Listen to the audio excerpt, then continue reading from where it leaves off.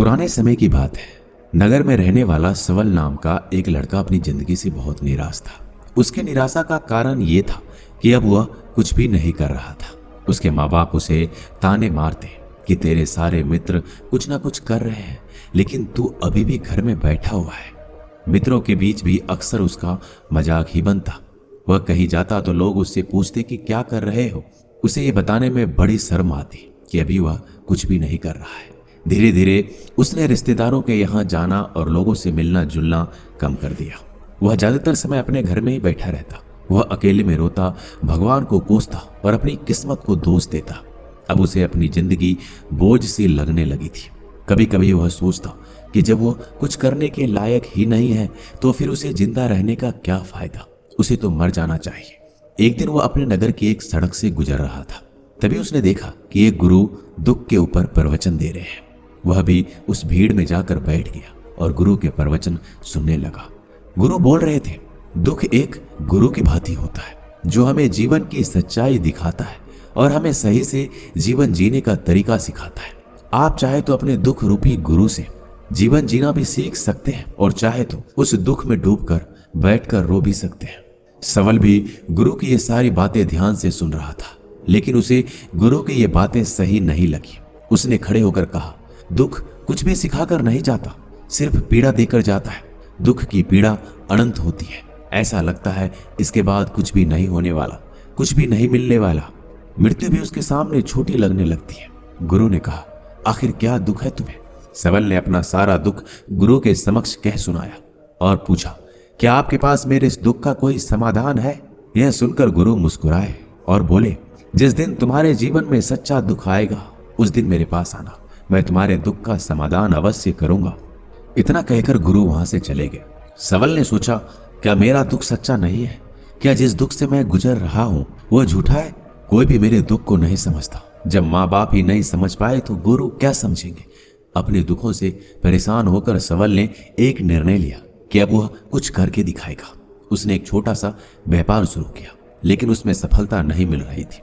लेकिन उसके घर वाले खुश थे कि वह कुछ तो प्रयास कर रहा है। वह अपने व्यापार में जुटा रहा और धीरे धीरे सफलता भी मिलने लगी। फिर उसने रफ्तार पकड़ ली। सिर्फ 3 साल के अंदर ही वह एक बड़ा व्यापारी बन गया। अब सवल के चारों तरफ ऐसे बहुत से लोग थे जो उसकी चिंता करते थे, उसे पसंद करते थे, उसके काम की प्रशंसा करते थे। अब उसके घर वाले भी उसकी प्रशंसा करते थकते नहीं थे। दिन प्रतिदिन उसके मित्रों की संख्या बढ़ती जा रही थी। अब वो अपनी जिंदगी से बहुत खुश था। उसके कुछ मित्रों ने उसे सलाह दी कि जब तुम बड़े व्यापारी बनकर इतना खुश हो तो सोचो, अगर तुम इस नगर के, इस राज्य के सबसे बड़े व्यापारी बन जाओगे तो तुम्हारे पास कितना सुख होगा, कितने लोग तुमसे जुड़ना चाहेंगे, तुम्हारा कितना यश फैलेगा। स्वयं राजा भी तुमसे मित्रता करना चाहेंगे और जरूरत पड़ने पर तुमसे ही धन उधार लेंगे। मित्रों की यह बात सवल के मन में घर कर गई। अब उसने और भी धन कमाने का प्रयास शुरू कर दिया, लेकिन उसे यह सब अब जल्दी चाहिए था। वह सब कुछ प्राप्त करने में अपना ज्यादा समय बर्बाद नहीं करना चाहता था, इसलिए उसने ऐसे भी कार्य करने शुरू कर दिए जो उचित नहीं थे। उसने बड़ी मात्रा में अपने मित्रों से उधार लेना शुरू कर दिया। ज्यादा मुनाफा कमाने के लालच में अपने सामान में मिलावट करने लगा। उसने दूसरे व्यापारियों के खिलाफ षड्यंत्र भी रचे। उसने डराया, धमकाया। जैसा जैसा उसका मित्र कहते गए वही करता गया। वह इन तरीकों से ज्यादा धन तो कमा रहा था, लेकिन अब उसके जीवन में सुकून नहीं था। उसके मन की शांति गायब हो गई थी। उसे रातों में नींद नहीं आती थी। वह किसी उधेड़ बुन में लगा रहता था। सुख साधन की सारी वस्तुएं होने के बाद भी उसे किसी में सुख नहीं मिल रहा था। एक दिन सवल अपनी बग्गी में सवार होकर कहीं जा रहा था। तभी रास्ते में उसे गुरु का आश्रम दिखा। वह रुक गया। वह गुरु के पास जाकर बोला, गुरुदेव, आपने कहा था जब तुम्हारे जीवन में सच्चा दुख आए तब मेरे पास आना। मैं अब बहुत ही दुखी हूँ। मेरे रातों की नींद गायब हो गई है। मुझे कहीं सुकून नहीं मिल रहा। इस तरीके से सवल ने अपनी सारी समस्या गुरु के सामने कह सुनाई। गुरु ने कहा, जब तुम मुझसे पहली बार मिले थे तब भी तुम किसी दुख में थे। तुमने उस दुख से क्या सीखा? सवल ने कहा, मैंने सीखा कि सिर्फ सोचने और चिंता करने से कुछ नहीं होता। अपनी सोच को सच करने के लिए कर्म करना पड़ता है, और सिर्फ कर्म करने से भी कुछ नहीं होता। अपने कर्म को अंतिम पड़ाव तक ले जाना भी आवश्यक होता है। चाहे रास्ते में कितनी मुश्किलें आए, मन कितना ही निराश हो, कितना ही लगे कि अब आगे कुछ नहीं होने वाला है, तब भी ये मानकर चलो कि मैं जो कर रहा हूं उसमें मैं अवश्य सफल हूंगा। लोग सिर्फ सफल व्यक्ति को सम्मान देते हैं, फिर चाहे कोई कितना अच्छा क्यों ना हो, वह लोगों की नजरों में बोझ ही होता है। यह सब सुनकर गुरु मुस्कुराए और बोले, यह असली दुख नहीं है। जब तुम्हारे जीवन में असली दुख आए तब मेरे पास आना, मैं उसका समाधान अवश्य करूंगा। सवल ने जाते समय गुरु को सोने के सिक्कों से भरा एक घड़ा भेंट किया। घड़ा देखकर गुरु ने कहा, यह मेरे किसी काम का नहीं, इसे उस पेड़ के नीचे गड्ढा खोद कर दफना दो। सवल ने गुरु के कहे अनुसार घड़े को पेड़ के नीचे दफना दिया और वहां से चला गया। कुछ दिनों तक व्यापार अच्छी तरक्की कर रहा था, लेकिन गलत व्यापार की वजह से धीरे धीरे उस व्यापार में घाटा होने लगा। उसकी सारी धन संपदा धीरे धीरे खत्म होने लगी और एक दिन ऐसा आया जब उसके पास कुछ भी नहीं बचा और वह कर्जे से लद चुका था। लेकिन वह निश्चित था, क्योंकि उसने सारा कर्ज अपने मित्रों से ही लिया था। वो सोचता था कि उसके मित्र बुरे समय में उसका साथ देंगे, लेकिन ऐसा कुछ भी नहीं हुआ। बुरा समय आते ही मित्रों ने अपना उधार मांगना शुरू कर दिया। उधार वापस न मिलने पर जान से मारने की धमकी भी दी। उसके चाहने वाले सब उससे दूर हो गए। उसके वो मित्र जो उसके साथ मौज मस्ती करते थे अब उससे दूर भागने लगे। उसके परिवार वाले उसके गलतियां और कमियां गिनाने लगे। उसकी सारी संपत्ति नीलाम हो गई, उसके पास कुछ भी नहीं बचा। उसने अपने पिता से सहायता मांगी तो पिता ने कहा, मेरे पास ये थोड़ी सी संपत्ति है, अगर मैं ये भी तुम्हें दे दूंगा तो मैं तुम्हारी माँ को कहाँ रखूंगा। ये संपत्ति हमारा आखिरी सहारा है। सबल के भीतर बहुत गहरा दुख था। उसके आसपास कोई नहीं था जो उसके दुख को समझ सके, उसे संभाल सके। लोगों से मिले इस धोखे और विश्वासघात की वजह से वो अंदर तक टूट गया। उसे लगने लगा कि अब जीने का क्या मतलब, अब तो मृत्यु ही एकमात्र सहारा है। वो आत्महत्या करने के लिए पहाड़ी की तरफ जा रहा था। तभी उसे याद आया कि गुरु ने कहा था, जब तुम्हारे जीवन में असली दुख आए तब मेरे पास आना। सबल गुरु के पास गया और अपना सारा दुखड़ा उन्हें सुनाया। आंखों में आंसू भरकर बोला, मेरे इस दुख का समाधान कीजिए गुरुदेव। गुरु ने कहा, जब तुम्हारे जीवन में असली दुख आए तब मेरे पास आना, मैं उनका समाधान अवश्य करूंगा। सबल ने कहा, क्या अभी जो मेरे जीवन में घट रहा है क्या वो दुख नहीं है? आखिर असली दुख होता क्या है? गुरु ने कहा, सबसे पहले तुम मुझे ये बताओ, इस दुख से क्या सीख मिला? सबल ने कहा, मैंने सीखा कि जो लोग हमारी सफलता, हमारी तरक्की की वजह से हमारे जीवन में आए हैं वो हमें धोखा अवश्य देंगे, क्योंकि बुरे समय में हमारे साथ खड़े नहीं होंगे।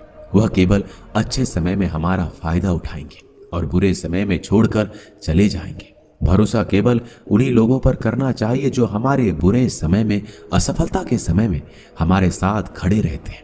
लेकिन ऐसे लोग बहुत ही कम होते हैं, पर जिसके पास होते हैं उनकी कद्र करनी चाहिए, उनका अपमान नहीं करना चाहिए। मैंने ये भी सीखा कि कभी किसी के खिलाफ षड्यंत्र नहीं रचना चाहिए, ईमानदारी और धैर्य के साथ काम करना चाहिए और कभी लालच नहीं करना चाहिए।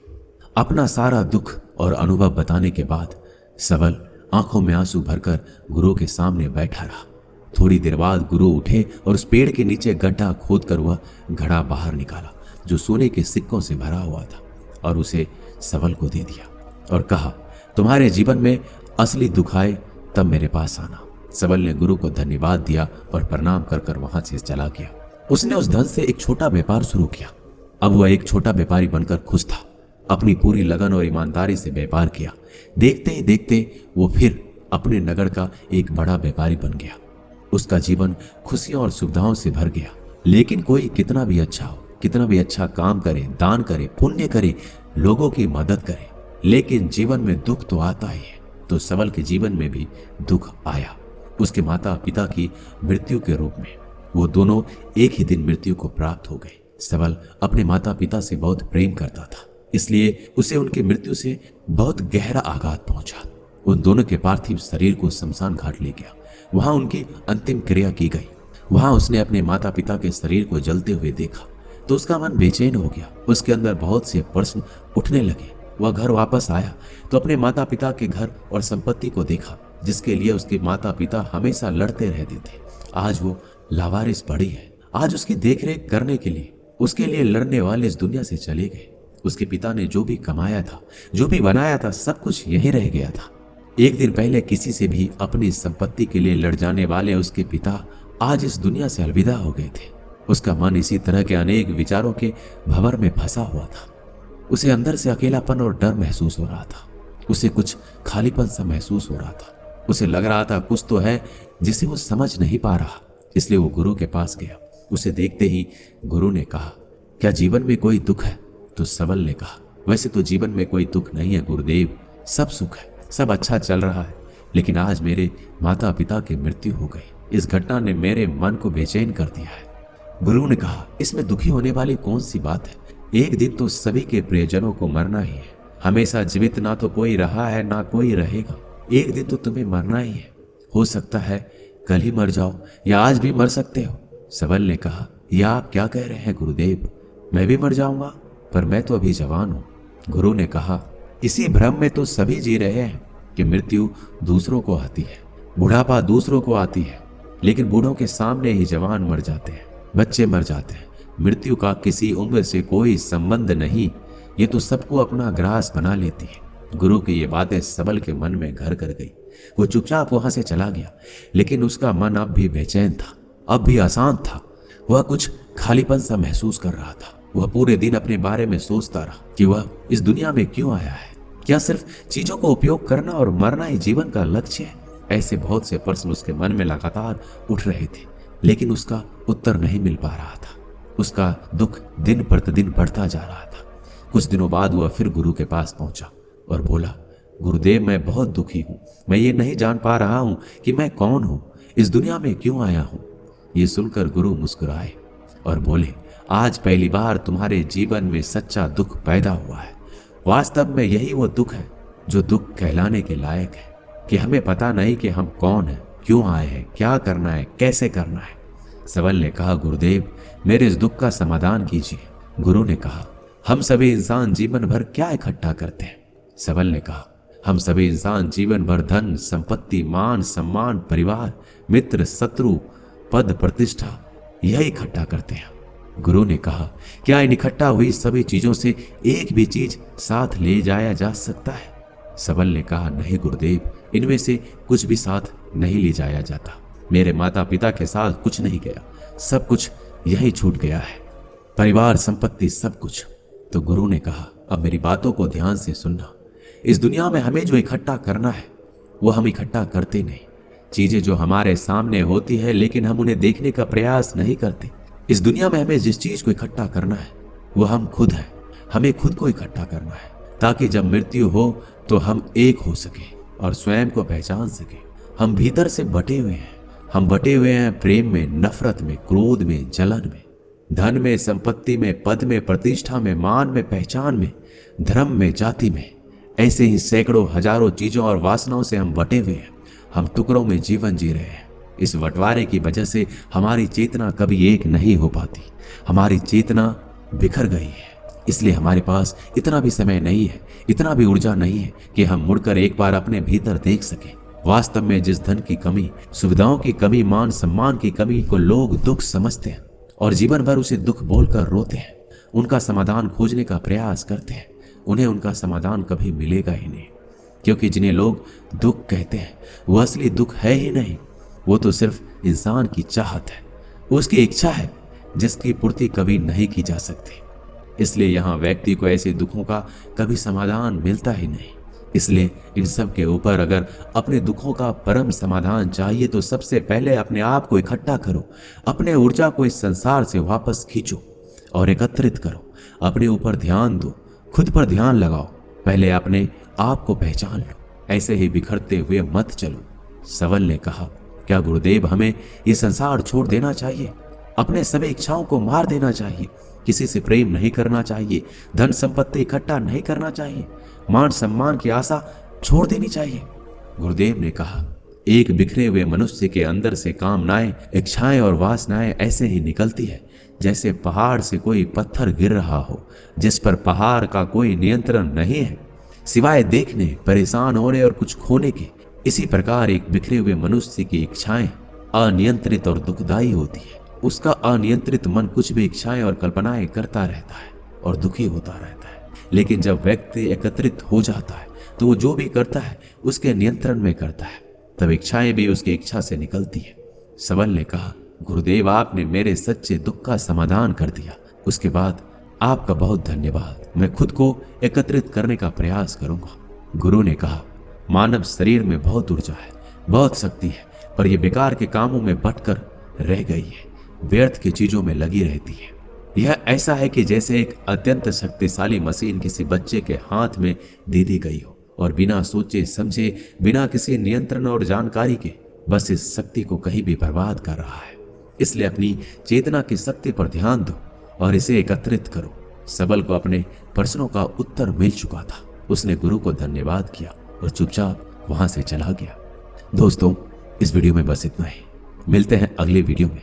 अपना ख्याल रखिएगा।